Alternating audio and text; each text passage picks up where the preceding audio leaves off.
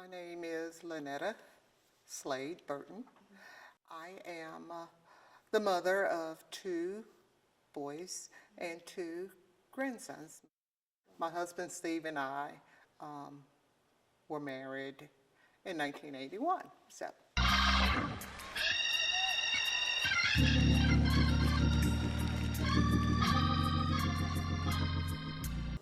I grew up at Elon College, North Carolina, on the other side of the railroad tracks. We really enjoyed our side of the tracks, and my sister, her home is still over there. My house is on the other side of the tracks, but it's closer to Gibsonville now. There were 6 African-American families, and then the white families were on both sides of us. And we had good relationships with the families. Well, I just want to talk about my parents a little bit. They were not college educated people, but they were very bright people.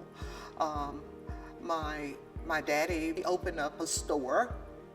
At first it was at the bottom of this hill across the street, and then he moved it to right across the street on the grassy spot right there. And so he operated the store, and my mom, she was a caregiver, and she also worked in the store when she was not taking care of others. So they were our role models. There were 7 siblings. Like I said, I was the middle child, and all of us just appreciate the love and affection that our parents showed us. And when it was time to come to school, grades 1 through 8, we came to school right here on this property. The elementary school was here. I felt like the teachers that were here were well-trained professional teachers and caring teachers. They provided a lot of resources that they probably didn't have from the district. In 1968, that was the year for integration. As an 8th grader, we were thinking that, oh, we're going to Central High School, which was the all-black high school. And so, but when that happened, we had to end up going to Western Alamance High School. We became the first school, the first class to integrate Western High School. And there was a lot of support from the civil rights activists in the community to help us get adjusted. After I graduated from high school, I did go to North Carolina Central University, which is an HBCU.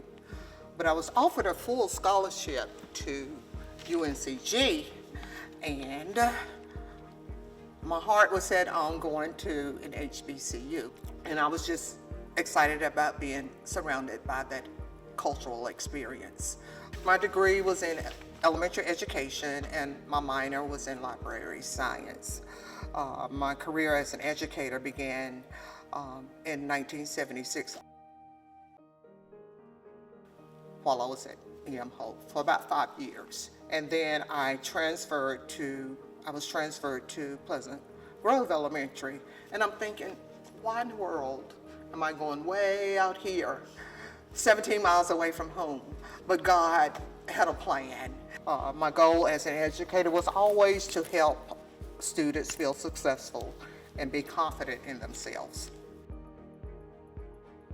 Children were my top priority, and I wanted to make sure that I was following the standards and making learning engaging.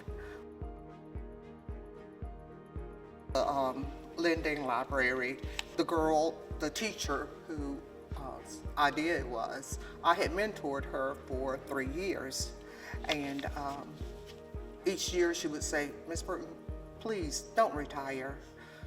And I would say, "Dominique, I have to retire. I can't stay here forever."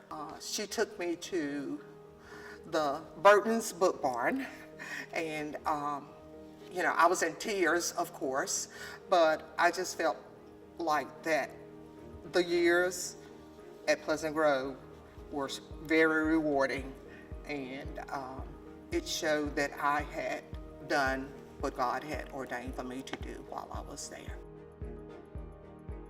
I feel privileged to be part of a Bible-based church and a church that is invested in the community.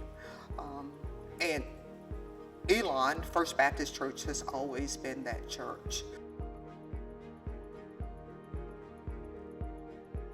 My husband and I sponsored one of the children from Uganda, and that has helped me in my servant leader role as a deacon. And just this past summer, we were responsible for teaching Bible study, the book of Acts.